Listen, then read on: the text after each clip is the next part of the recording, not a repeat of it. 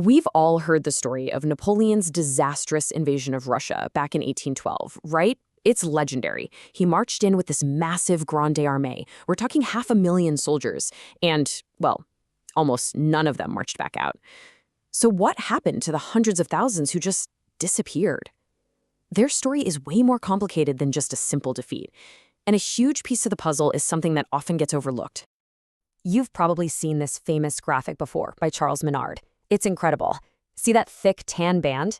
That's the army size. And on the retreat from Moscow, it just shrinks down to this tiny, pathetic sliver. But here's the thing.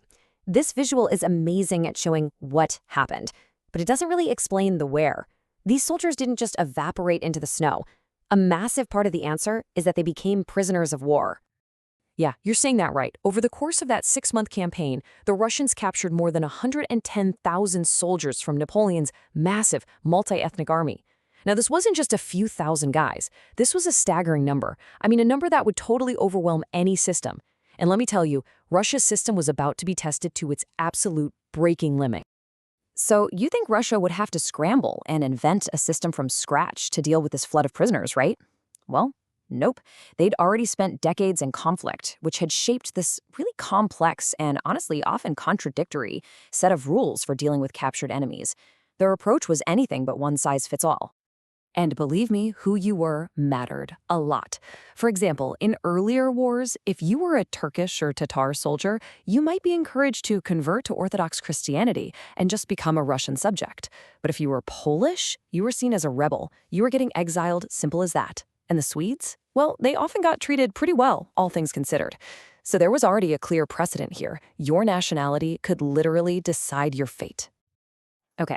So by 1812, these weren't just informal practices anymore. They were actually written down in an official military regulation. It was called the Statute on Commanding a Large Active Army, and it laid out the whole official process, how prisoners were supposed to be moved from the front lines up the chain of command and escorted to detention centers. On paper, it looked like a really organized system. But this is where we see this huge, gaping chasm between what was written down and what actually happened. There was an article in the statute that was super clear. Prisoners must not be mistreated. It even said you couldn't take a prisoner's clothes. So that was the official humane policy. But what went down on those frozen roads in Russia, that was a completely different story. So what was the brutal reality for those 110,000 men? For them, getting captured wasn't some kind of salvation from the battlefield. No, it was just the beginning of a whole new nightmare. A desperate, desperate struggle for survival against absolutely impossible odds. The scale of the death toll is it's mind-boggling.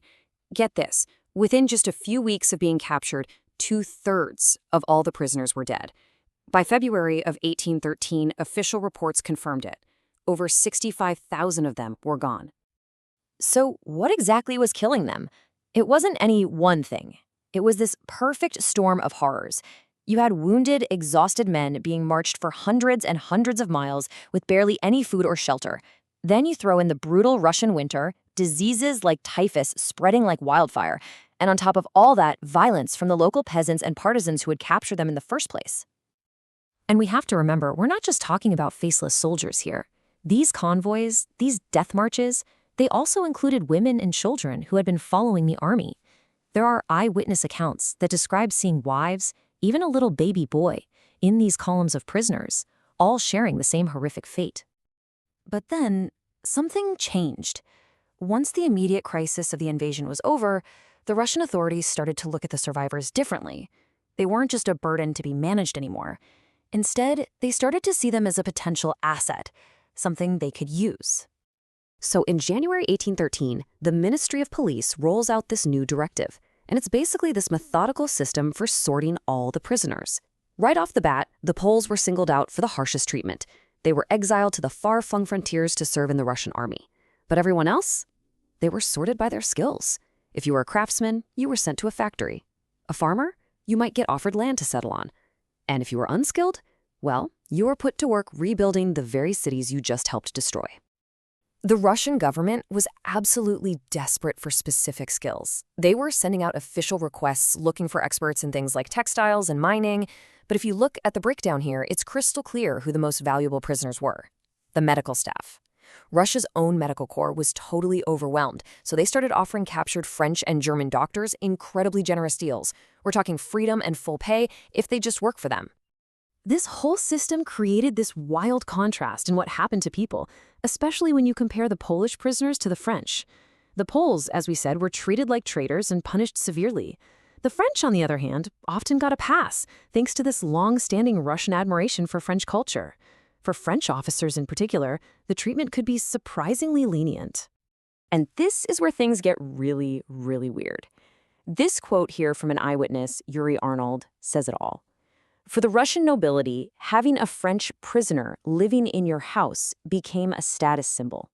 Can you even imagine that? The soldier who just invaded your country is now a fashionable live-in house guest. Just wild. So for the tens of thousands who actually survived that initial nightmare and then got sorted by the government, there were really two paths left. The first was the one they all dreamed of: finally going home. But the second path is maybe more surprising. It was the choice to stay and start a brand new life, right there in the empire they had just invaded. But going home wasn't simple. It didn't happen all at once. It happened in these waves, and it was all dictated by the shifting political alliances of the war. I mean, look at this timeline.